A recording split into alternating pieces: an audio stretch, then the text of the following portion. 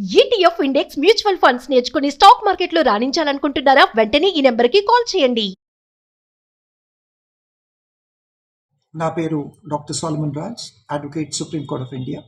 మొన్న మండే చూస్తే మనం ఢాకా, క్యాపిటల్ ఆఫ్ బంగ్లాదేశ్, ఢాకాలో ఇంటర్నేషనల్ క్రైమ్స్ ట్రైబ్యునల్ అన్న కోర్టు ఢాకా ప్రైమ్ మినిస్టర్ అయిన షేక్ హసీనా గారికి, తర్వాత హోమ్ మినిస్టర్ అయిన ఖాన్ కమల్కి, తర్వాత ఇన్స్పెక్టర్ జనరల్ వారికి పనిష్మెంట్ ఇవ్వడం జరిగింది.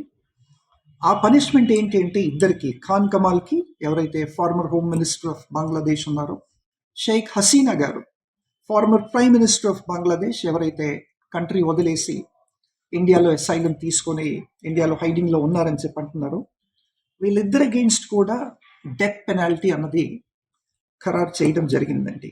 మరి ముఖ్యంగా ఈ ఇంటర్నేషనల్ క్రైమ్స్ ట్రైబ్యునల్ ఎందుకు ఈ ట్రయల్ జరిపించాల్సి వచ్చింది అంటే 2024లో బంగ్లాదేశ్లో ప్రొటెస్ట్లు జరిగినప్పుడు ఈ ప్రొటెస్టులంతా కూడా దాదాపు లక్షల సంఖ్యలో రోడ్ల మీదకి వచ్చేసి వివిధ ప్లేసెస్లో, ఢాకా అయిన క్యాపిటల్ ఆఫ్ బంగ్లాదేశ్ కానీ లేదంటే మిగతా ప్లేసెస్లో కానీ వచ్చి ఏదైతే ఆర్సనింగ్ కానీ రైటింగ్ కానీ తర్వాత ప్రొటెస్ట్ ఏదైతే చేశారో, వీళ్ళ అగెయిన్స్ట్ షేక్ హసీనా గారు ఒక ప్రైమ్ మినిస్టర్ అయి ఉండి, ఒక ప్రైమ్ మినిస్టర్ హోదాలో ఉండి ప్రాపర్ చర్యలు తీసుకోకుండా క్రైమ్ అగెయిన్స్ట్ హ్యూమానిటీకి పాల్పడ్డారన్న మెయిన్ ఆరోపణ.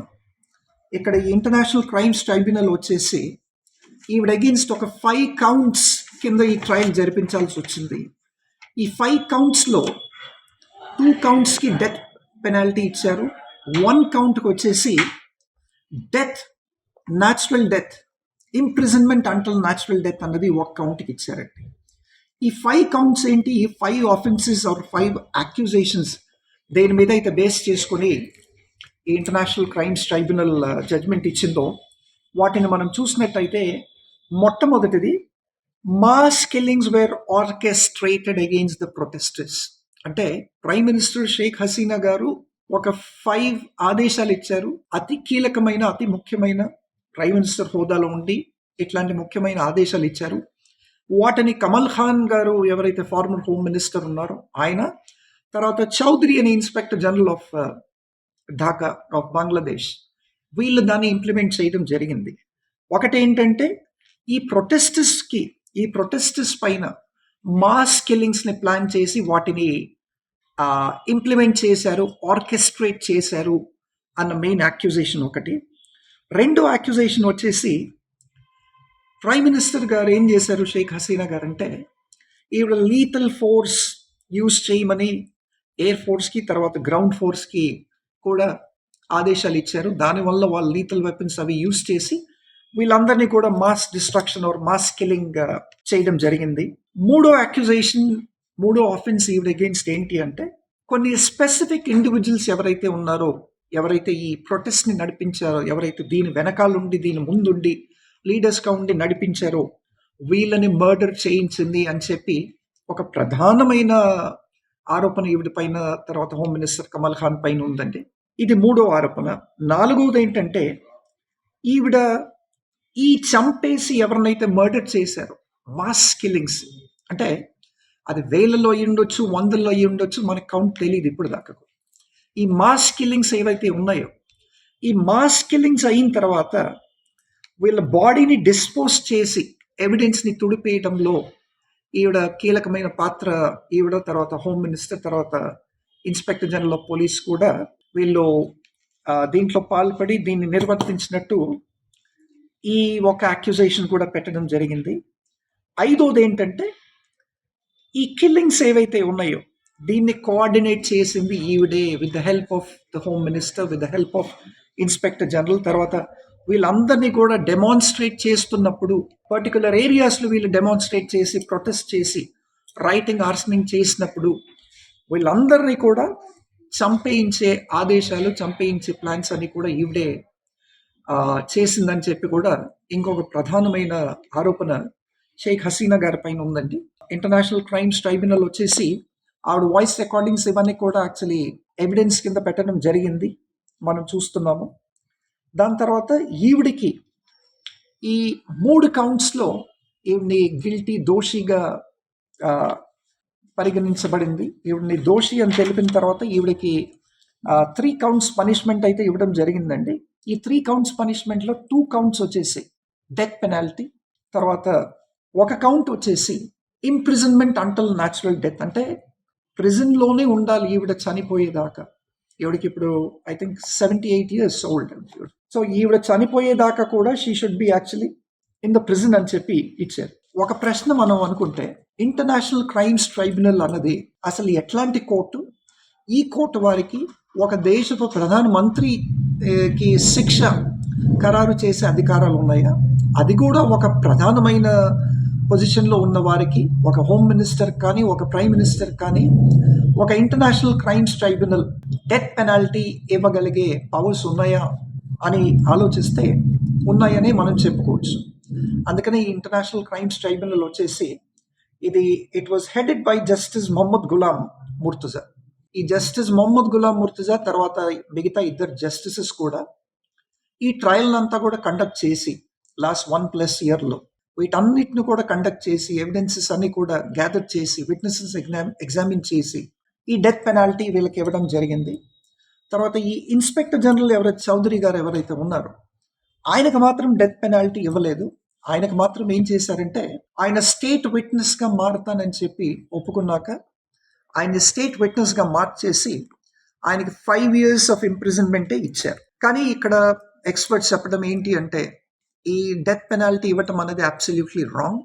ఇది unconstitutional based on the constitution of Bangladesh. It is absolutely unconstitutional. తర్వాత ఈ death penalty prime minister Sheikh Hasina గారికి ఈవిడ అగెయిన్స్ట్ ఈ వర్డిక్ట్ ప్రొనౌన్స్ చేయడానికి ఈ జస్టిస్ తర్వాత మిగతా జస్టిస్ తర్వాత అక్కడున్న ప్రెసెంట్ ప్రైమ్ మినిస్టర్ వచ్చేసి ఆయన మొహమ్మద్ యూనుస్ అండి. ఆయన ప్రైమ్ మినిస్టర్గా ఛార్జ్ తీసుకోకన్నా ముందే షేక్ హసీనా గారు ఎప్పుడైతే బంగ్లాదేశ్ వదిలేసి ఆవిడ ఎబ్స్కాండ్ అయ్యారో, పరారీలో ఉన్నారు, ఆ టైంలో ఈయన యాక్చువల్లీ ఆ పొలిటికల్ సెనారియోని తన చేతుల్లోకి తీసుకొని బంగ్లాదేశ్ జనాలకు ఒకటే ప్రామిస్ చేశాడు ఆయన మొహమ్మద్ యూనుస్. ఏంటి అంటే, పారిపోయిన షేక్ హసీనాని తప్పకుండా శిక్షిస్తాను అని చెప్పి బంగ్లాదేశ్ వాసులకంతా కూడా ఒక ప్రామిస్ చేశాడు. కాబట్టి ఆయన షేక్ హసీనా గారి తర్వాత మొహమ్మద్ యూనుస్ గారు ఎప్పుడైతే ప్రైమ్ మినిస్టర్షిప్ తీసుకున్నారో వెంటనే ఈ ప్రాసిక్యూషన్ చర్యలు షేక్ హసీనా అగెయిన్స్ట్ మొదలు పెట్టారు. దీనికి మనం చూసుకున్నట్టయితే ఎన్నో క్వశ్చనబుల్ జ్యుడిషియల్ అపాయింట్మెంట్స్ అయినాయి. ఫర్ ఎగ్జాంపుల్, ఇప్పుడు ఈ జస్టిస్ ఎవరైతే ఉన్నారో జస్టిస్ మొహమ్మద్ గులాం ముర్తుజా, ఈయన అపాయింట్మెంట్ అక్కడ ఇంటర్నేషనల్ క్రైమ్స్ ట్రైబ్యునల్కి అది కూడా ఒక క్వశ్చన్ మార్కే. Was he really eligible and how is he appointed as the chief justice of international crimes tribunal అనేది కూడా ఒక ప్రశ్నగా మారింది. తర్వాత ఎన్నో మాస్ పొలిటికలీ బేస్డ్ కేసెస్ కూడా ఫైల్ చేయడం జరిగింది. సో ఇవన్నీ కూడా చేసిన తర్వాత వీళ్ళు ఈ డెత్ పెనాల్టీ అన్నది on 2 counts and then natural death, imprisonment till natural death అన్నది 3వ కౌంట్, ఇవన్నీ కూడా ప్రొనౌన్స్ చేయడం జరిగింది. ఇంటర్నేషనల్ క్రైమ్స్ ట్రైబ్యునల్ అంటే ఏంటి? దీన్ని యాక్చువల్లీ సెటప్ చేసింది ఎవరు? ఇంటర్నేషనల్ క్రైమ్స్ ట్రైబ్యునల్ అన్నది సెటప్ చేసింది ఎవరో కాదు, దాన్ని ఇంటర్నేషనల్ క్రైమ్స్ ట్రైబ్యునల్ ఆ ట్రైబ్యునల్ని సెటప్ చేసింది షేక్ హసీనా గారే 2010లో. షేక్ హసీనా గారు అప్పుడు కూడా ప్రైమ్ మినిస్టర్గా ఉన్నప్పుడు 1971లో బంగ్లాదేశ్కి పాకిస్తాన్కి జరిగిన వార్లో అక్కడ కూడా మాస్ కిల్లింగ్స్ జరిగినాయి. అప్పుడు కూడా క్రైమ్స్ అగెయిన్స్ట్ హ్యూమానిటీ జరిగినాయి. కాబట్టి వాటిని జస్టిఫై చేయటానికి ఈవిడ ఇంటర్నేషనల్ క్రైమ్స్ ట్రైబ్యునల్ అన్నది 2010లో సెటప్ చేయడం జరిగింది. బాధాకరం ఏంటంటే, ఏ కోర్టునైతే ఈ షేక్ హసీనా గారు ప్రైమ్ మినిస్టర్షిప్లో సెటప్ చేశారో ఆ కోర్టు 3 జస్టిస్లే ఈవిడ సెటప్ చేసిన కోర్టే ఈవిడకి తర్వాత హోమ్ మినిస్టర్ కమల్ ఖాన్కి డెత్ పెనాల్టీ వేయడం జరిగింది. ఈ డెత్ పెనాల్టీ వేసిన తర్వాత ఇంతటితో ఆవిడ జీవితం ఆగిపోయిందా? ఇంతటితో ఆవిడ అరెస్ట్ అయిపోయి ఎక్కడైనా అసైలం తీసుకున్న ఆ కంట్రీ వారికి వీరిని డీపోర్ట్ చేయమని రాసి డీపోర్టేషన్ పెట్టుకొని ఆవిడని తీసుకెళ్ళి డెత్ పెనాల్టీ ఇవ్వాలా? ఈవిడ జీవితం ఆగిపోయిందా? కమల్ ఖాన్ జీవితం ఆగిపోయిందా అని మనం ప్రశ్నిస్తే మనకి వీటికి ఎన్నో లీగల్ సొల్యూషన్స్ ఉన్నాయండి. ఈ ఇంటర్నేషనల్ క్రైమ్స్ ట్రైబ్యునల్ అన్నది it is not the highest apex court and justice ఇక్కడితో ఆగిపోదు.